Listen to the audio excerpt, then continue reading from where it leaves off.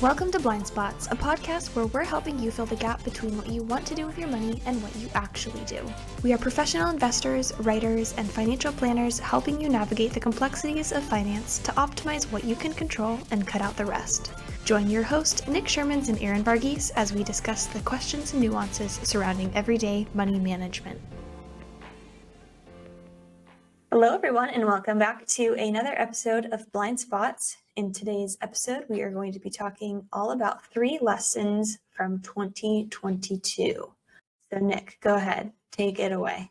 It's no secret that 2022 was a difficult year, and this podcast has a investment bent to it. So after any difficult period, I think after the dust settles and you're out of the eye of the storm, so to speak, you can look back and take inventory of your behavior and your thoughts and what you did, what you were talking about with the backdrop of a difficult market, and use it as a way to improve, a way to improve your thinking, a way to document your decisions, and to take account of your actions, not with the idea of beating yourself up, but to make better decisions going forward, because this isn't the last difficult period or difficult year that we're going to deal with. There's going to be others. It's just a part of the cost of investing, cost of admission when you're investing, that you're going to have good markets and you're going to have bad markets. So that's what I'm aiming to do here, just to look back and unpack how I personally was feeling, some of the conversations that I had with the lens on improving the investment process and improving the way that I think and hopefully the way you think. Okay, so first you said that your first lesson was that narratives dominate. What do you mean by that? Yeah. So think back to the last year. It just seemed like every other month there was a new narrative. Like inflation is out of control. The Fed is going to tank the economy. The Fed is underestimating inflation. The Fed is overestimating inflation. The war is going to lead to more inflation. Supply chain disruption are going to lead to more inflation. The market's going to tank. There was just it was like the narrative shifted pretty much monthly. And the problem with narratives is they're very intoxicating. They suck you in. You know, a lot of these market bears and these folks that craft these elaborate narratives, usually with things ending up worse, are very smart sounding. They might even be coming from very respected people, very smart people. They might even work on Wall Street. But my only problem with these narratives is, well, there's a few. One, I can say whatever I want. And oftentimes, the more outlandish someone's narrative is, the more attention they get. So that's the first problem. But the biggest problem to me is, even if I think that the world is going to hell in a handbasket and the government's incompetent and they're going to blow up the debt ceiling or blow up whatever, the Fed's going to blow up the market, how is that actionable investment advice? Like, someone once asked me, what would happen if Russia dropped a nuclear bomb on the US? Like, what would happen to their portfolio? And I'm like, you'd probably be trying to stay alive. You wouldn't be worried about your US treasuries, right? So while some of these narratives can suck you in, they're smart sounding, they come from respected people or a respected company, a lot of them are just exercises in intellectual shenanigans. Like, it's very stimulating and maybe even fun for you to engage in those. But again, they're just not actionable investment advice. Everyone reads the news, listens to the news, whatever.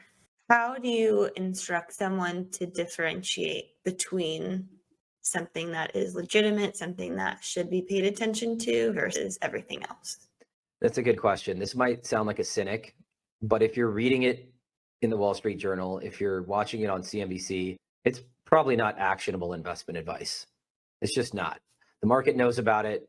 Your Aunt Birdie knows about it. Your friends know about it. Like, there's nothing to be gained. I think you can watch news, political news, financial news, but treat it as entertainment. Like, really, CNBC and Bloomberg are the WWE of financial news. And if you like mental gymnastics, if you like talking markets with your buddies, yeah, go ahead and talk current events. But when it starts to leak into your investment portfolio, and most people have a preconceived bias. So if you're optimistic, you're gonna consume optimistic news. If you're a market bear, you're a pessimist, you think things are going to get worse, you're going to lean into that type of media. So treat it as entertainment, consume it. But again, when it starts to leak into your behavior, your habits, the way you think, the way you manage your investment portfolio, it's time to probably take a deep breath and go for a walk. I think it's kind of interesting that a lot of times we'll hear something or our clients will hear something and they automatically think that it is advice specific and personal to them, even though it's been broadcasted to a huge audience. And on the planning side, I was talking to someone last week and they said, I would expect a 10% return every single year. And so I asked, where did you get that number? And he said, well, Dave Ramsey said that that's what you should expect.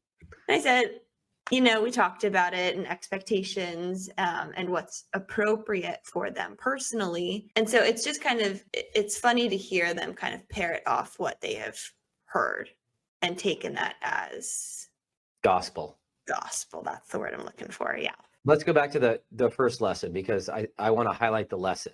Okay. And the lesson is build an information filter.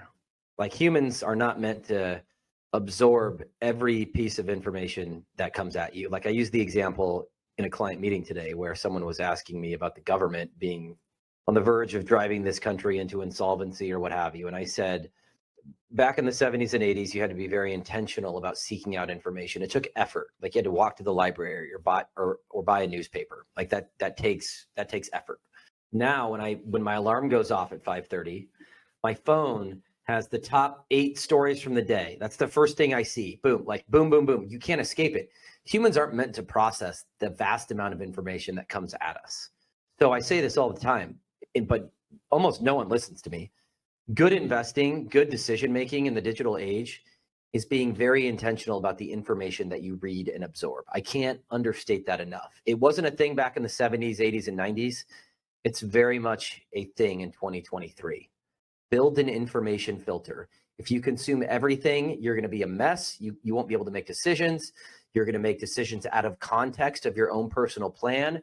You're going to be irrational. You're going to seek out opinions that confirm your biases rather than challenge them. If you're on social media, you're going to seek out people that think the way you do, which is an odd way of kind of worshiping yourself. So if you're going to consume information, make sure you're balancing it out with something that's completely the opposite, someone who thinks completely different than you, okay? And I talk about this a lot, but I feel like even people that I very much respect, that are my personal friends, fall into this trap. And it's like, dude, what have you been reading? And then they'll tell me, oh man, I subscribe to this newsletter. This guy thinks the world's ending. And it's like, okay, that's good. That's great entertainment, but it's starting to cloud the way you think about markets and life and money. Okay. Your second lesson you said was the right thing to do is rarely comfortable. So kind of coming off of media and narratives, how do you decide what to do and the right timing of it? Yeah, so I'm a big fan of sentiment. I've said this many times. In the digital age, sometimes we forget markets are humans trading with other humans. And in general, human beings tend to anchor to what just happened. So coming off a good year in 2021, people might think things are going to get better forever. Stocks are going to go up forever. Coming off a horrible year in 2022, people go the other way. They think things are going to get worse. Things are going to get worse forever because that's their baseline. That's what just happened. Okay. So with that, many people end up doing the opposite of what they should be doing during a difficult market environment. And I'll give you a perfect recent example. And I wrote about this, so I'm not making this up. I wrote about this, like a month ago, a month or two ago, where I felt that people were going overboard with cash, right? So a little backstory, like the last 10 years, yields have been low, bond yields have been low, interest rates have been low. Getting a reasonable return on cash just was not a thing. And it's no secret, 2022 shocked the system. High inflation, higher rates are bad for most all asset classes. So a lot of people experience losses in their investment portfolio. All right. Sentiment's down in the dumps. People think things are going to get worse. On the flip side, since bond yields and interest rates had gone up, people could park cash in a short-term treasury and get 5%. Okay. That all of a sudden became a reasonable trade. the decision to invest in stocks or bonds or cash is not made in a vacuum. A rational investor looks at the opportunity set out there and makes a decision. Okay. To many people, to myself included, taking a portion of your idle cash, your short-term cash, and optimizing it for yield, taking it out of your savings account and investing in a US Treasury, getting 5% was a rational decision.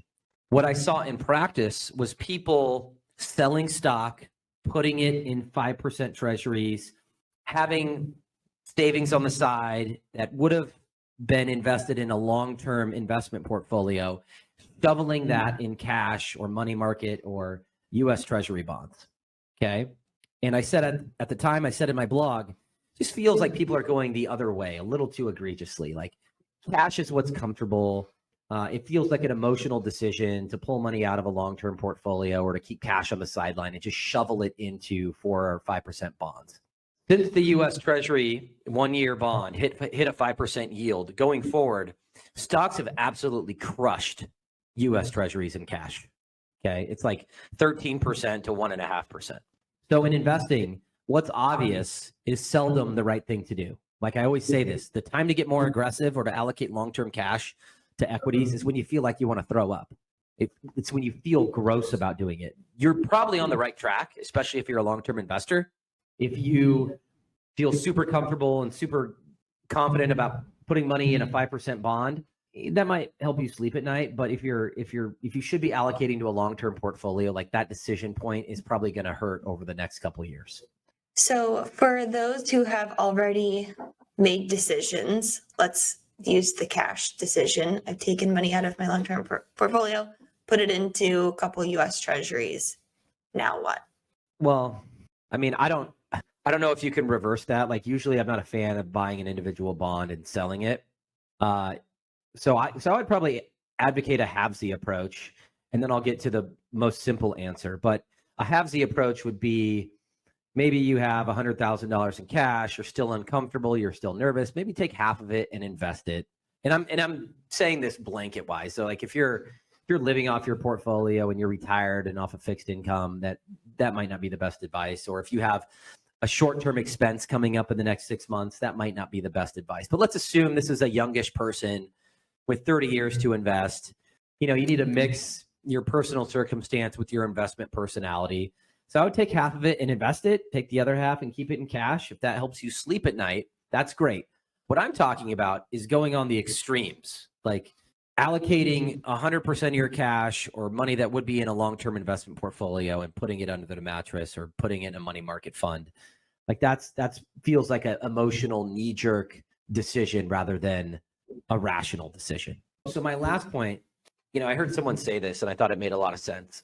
It's like it could be as simple as when you're thinking about the decision on how much to invest in your long-term portfolio versus a short-term portfolio. And I forget where I heard this. It might have been on Twitter, but the guy basically stated, look, if you have a big expense coming up in the next 6 to 12 months, fine to keep it in cash, right? If you're saving for a house, you've got a construction process or construction project going, a house remodel. Yeah, keep it in cash, put it in a money market fund. That makes a ton of sense. Anything above that, just plug it into your long-term investment portfolio. Okay. And when I say long-term investment portfolio, I don't mean 100% equities. I mean a portfolio that's long-term, consistent with your risk profile. That could be 20% equities and 80% bonds. It could be 50-50. So whatever that means for you, that's what I mean, not shovel money blindly into all tech stocks. Okay. Last but not least, third takeaway from 2022 is that things get worse quickly and things get better slowly. How are you reflecting on that this year? Well, in the exact moment of a difficult market, it feels like the worst thing ever, right? It feels like the pain is never going to stop. The losses are never going to stop. Fast forward a year later, most people look back and often say, oh, that was an obvious opportunity to buy more stock or to plug more in my investment portfolio. So the point is that every crisis feels the worst because we're hit again with information. It's in the newspaper. It's on social media. Your friends are talking about it. In progress is usually the opposite. It's not on the news. It happens very slowly. It happens over time. And a perfect example would be this difficult market of last year, I'm not saying it can't get worse. We can't hit that again. But when you reconcile the headlines of October 2022 to the first quarter of 2023, let's say, it was definitely more bad than good. And I look at sentiment a lot in my blogs. I point to pessimism and bull and bear market spreads and all that. And it's interesting to me that this last cycle, people felt worse over the last year than they did during the great financial crisis. And again, I think it stems from the information flow. Like everyone has a cell phone now. Like I didn't have a cell phone in 2008. So people are bombarded with this crap. Most everyone's on social media. And I think sentiment is now more important than ever because sentiment, it's been proven over every single cycle, no matter the cause of the market sell-off, when humans feel like crap, future returns are really good. When humans feel great, future returns are not so good. So a reasonable, objective investor with an information filter could look at sentiment numbers. They could talk to their neighbor, their aunt, their social circle. Everyone's saying the same thing. When everyone agrees, something else happens. Lo and behold, we're in a new bull market, up 20% off the lows. The headlines were crappy. We just got through the debt ceiling. Inflation is still too high. The market doesn't care. Like looking at economic data is like looking in the rearview mirror. That's just what happened. Mm-hmm. The market has their hands at 10 and 2. They're looking forward. They're looking for hazards. They're looking for opportunities to get to their destination quicker. That's what markets are doing. They don't wait for things to settle down and for things to calm down and everything to be all great to go higher. It's really quite the opposite, but that's not how the human mind thinks. So progress is what you don't see. You'll never see progress. But think about your own household, your own business, your own job, your own friends. Everybody wakes up wanting to do a little bit better that day. Improve your job performance, improve your weight training, improve your waistline. Most people wake up wanting to do better. And when you multiply that by billions of people, you get progress that's slow. It's invisible. You can't see it, but it's there. And look, like markets want to go up. Like I shared this in a previous blog. I shared the distribution, the frequency of various returns, like throughout the last 100 years, where, it works out like the left side of the graph would be the number of instances the market's down 20 to 30%. The number of instances the market's down 30 to 40%. The number of instances the market's up 0 to 10%, 10 to 20%. It's a positive skew, meaning markets generally want to go higher. Okay. Market bears, like if you were to show them this and say, okay, yeah, things can get worse. Things can go poorly. It certainly happened. It's going to happen again. But I think most people vastly overestimate how frequent these negative Armageddon market sell-offs are. I mean, you can count them on one hand over the last 100 years when things have gotten really, really bad. Mm-hmm. So I'm a fan of evidence. I'm a fan of market data. I'm a fan of human psychology, sentiment, evidence. I already said evidence, but I'm going to say it again because narratives sound great. But the question I ask to people that have these doomsday narratives is, do you want to be right or do you want to make money? And I think some of them get more satisfaction for being right than actually making money. Well, that's good. Well, if you have any lessons that you've learned from 2022, shoot them our way. We always love hearing investors improve their mindset and make better money decisions. And if you have any questions about anything we talked about in today's episode, you can always send it over to insight@pureportfolios.com. We will see you in the next one.